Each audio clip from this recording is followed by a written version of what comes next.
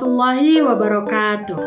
Di sini saya akan mereview atau mengulang kembali materi yang sudah dibahas selama satu semester ini di semester 6, yaitu mata kuliah teknik penulisan skripsi.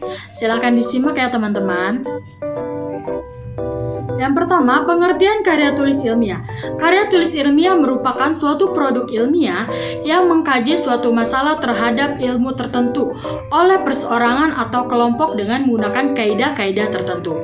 Nah, di sini ada karakteristik ilmiah. Yang pertama, disajikan dalam sebuah publikasi media ilmiah yang dapat dilihat pada isi, penyajian, dan bahasa yang digunakan bersifat rasional, objektif, dan tidak memihak. Adapun manfaat karya tulis ilmiah bagi penulis. Nah, di sini ada manfaatnya. Yang pertama, meningkatkan keterampilan membaca. Yang kedua, ada meningkatkan daya pikir yang kritis.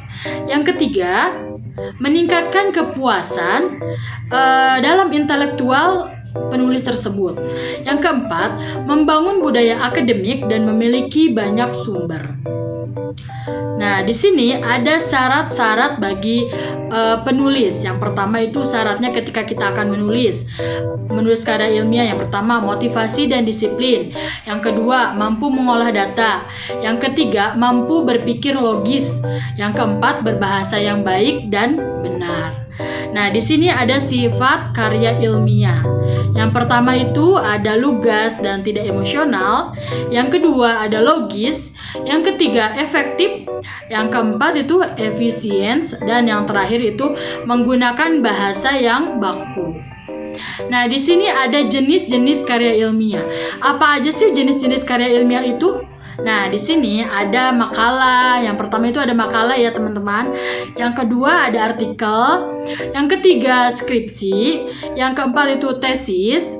Yang kelima itu disertasi. Nah, itu merupakan jenis-jenis karya tulis ilmiah. Nah, di sini ketika kita akan menentukan karya ilmiah, kita juga menentukan judul. Nah, apa sih judul itu? Nah, di sini judul merupakan ciri atau identitas yang menjiwai seluruh karya tulis ilmiah. Nah, di sini ada langkah-langkah ketika kita akan menentukan suatu judul. Yang pertama, kita menentukan temanya dulu. Nah, temanya tentang apa? Yang kedua, kita menentukan topik. Topik apa yang akan kita bahas dalam karya tulis ilmiah tersebut. Nah, yang terakhir kita menentukan judulnya. Nah, di sini ada contoh ketika kita sudah menentukan judul. Nah, di sini ada langkah-langkah ketika penentuan judul. Nah, yang pertama itu minat. Minat kita dalam penentuan judul itu apa? Yang kedua ada masalah. Yang ketiga kekinian. Yang keempat objektif. Yang kelima referensi dari berbagai sumber. Dan yang keenam itu ada terjangkau. Nah, di sini karya tulis ilmiah di sini dibagi menjadi 3 bagian. Yang pertama itu ada bagian awal. Nah, bagian awal itu apa aja sih? Nah, ada sampul depan, halaman depan, pernyataan, persetujuan, pengesahan, transliterasi, abstrak dan sebagainya. Nah, di sini ada bagian kedua yaitu bagian isi. Bagian isi di sini yang pertama bab 1. Bab 1 ini tentang pendahuluan. Bab 2 ini tentang tinjauan pustaka. Bab 3 metodologi penelitian. Bab 4 hasil dan pembahasan. Bab 5 itu simpulan dan saran.